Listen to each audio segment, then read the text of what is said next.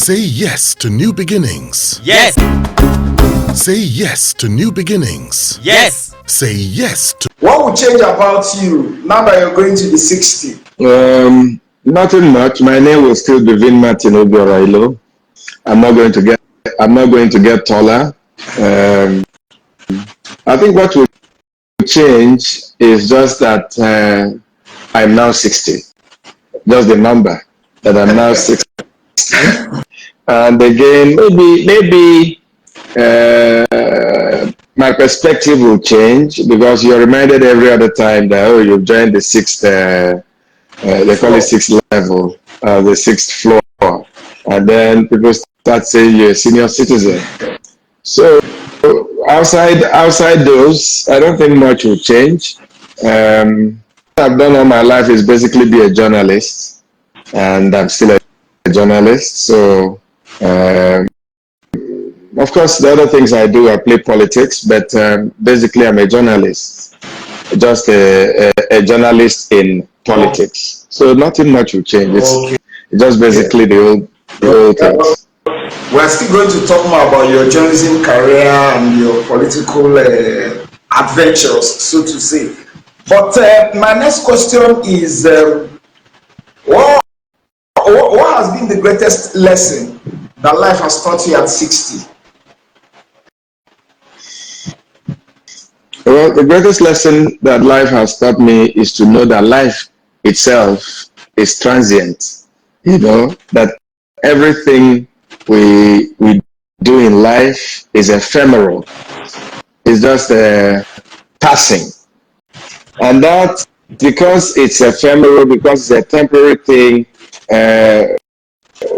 my lessons have been to not take life too seriously, you know. Work hard, do the best you can do, and leave the rest to God.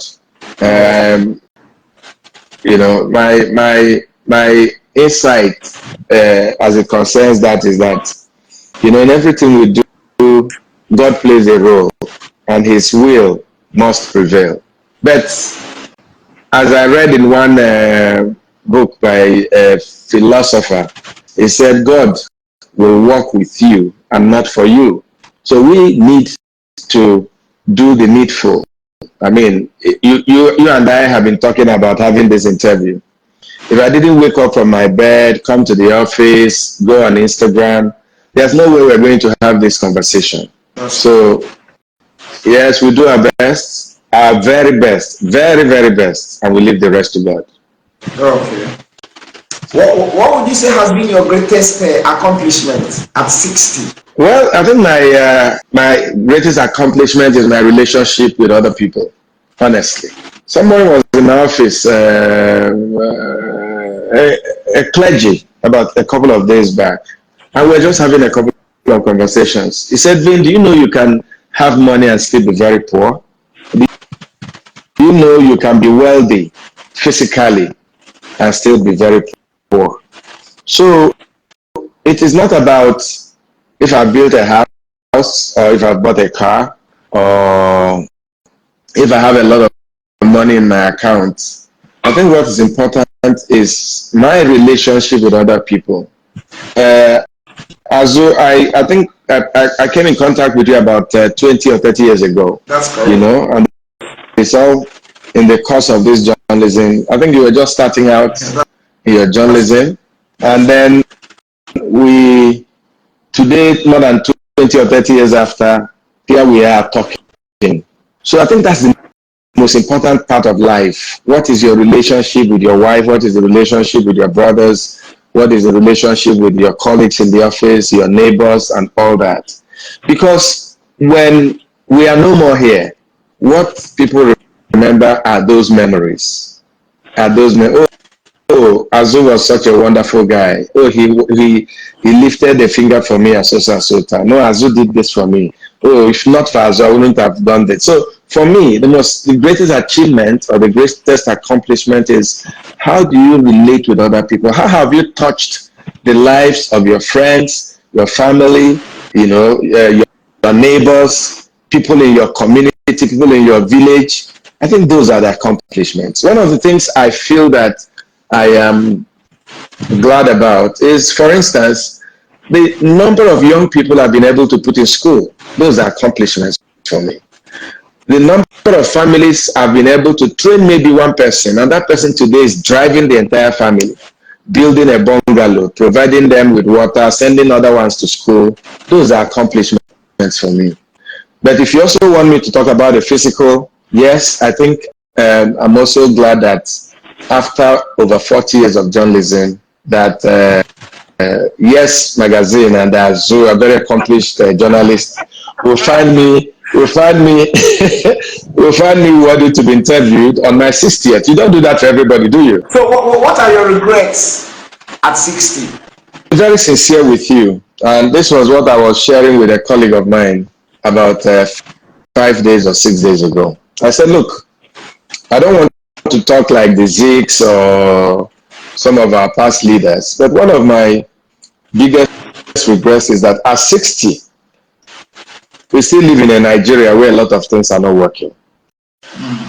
You know, about 30 years ago, 20 years ago, there was this hope that before I'm 60, the roads will be paved, insecurity will not be there, schools will be worthy places for our kids to be brought up. I also looked forward to a society where corruption was so much reduced and where our leaders thought Nigeria first, the ordinary people first, before they thought about lining their pockets and buying private jets and putting money in Grenada and putting money in a private account in Switzerland.